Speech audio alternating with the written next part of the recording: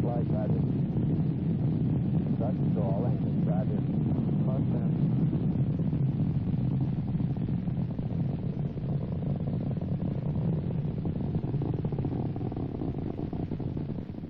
I believe that this nation should commit itself to achieving the goal, before this decade is out, of landing a man on the moon and returning him safely to the Earth.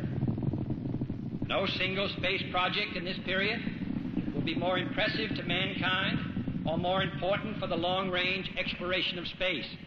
Okay, I'm separating from the spacecraft. Okay, separate from the spacecraft to this dial line. Okay, my feet are out. Okay, your feet are out. I think I'm dragging a little bit, so I don't want to fire the gun yet. Yeah, don't kill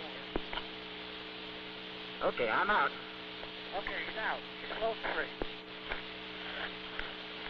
Okay, I put a little roll in, took it right out. But in a very real sense, it will not be one man going to the moon. We make this judgment affirmatively, it will be an entire nation. For all of us must work to put him there. Altitude velocity light. Is looking good, down a half. 40 feet, down 2.5. Picking up some dust. That's one small step for man, one giant leap for mankind.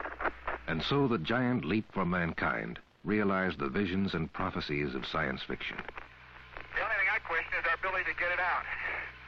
Under my seat there's some, Gino, okay? In 1956, only 5 years before President Kennedy's words were delivered to Congress, the British astronomer royal, Professor Richard Woolley, dismissed the possibility of spaceflight as utter bilge. I don't think anybody would ever put up enough money to do such a thing, Professor Woolley declared. It's all rather rot. Here I am, folks, in the middle of a boulder field. Just minding my own business. But Professor Woolley had underestimated the dedication and resourcefulness of human beings to explore and probe the unknown, whatever the cost. Hippity-hoppity, hippity-hoppity, hippity-hopping over hill and dale. Da-da-da-da-da-da-da-da-da-da. Da-da-da. Hippity-hopping along. Thank you.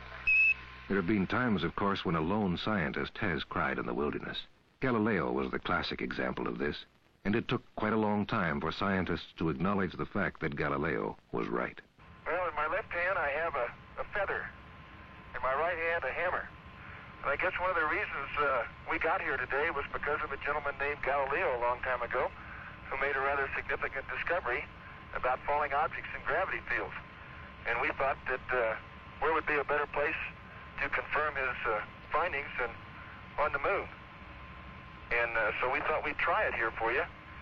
The feather happens to be appropriately a falcon feather for our falcon. And I'll drop the two of them here, and hopefully they'll hit the ground at the same time. How about that? So the scientific heresy of Galileo became a demonstrable fact of the 20th century, in much the same way as spaceflight went from rot to reality within a decade.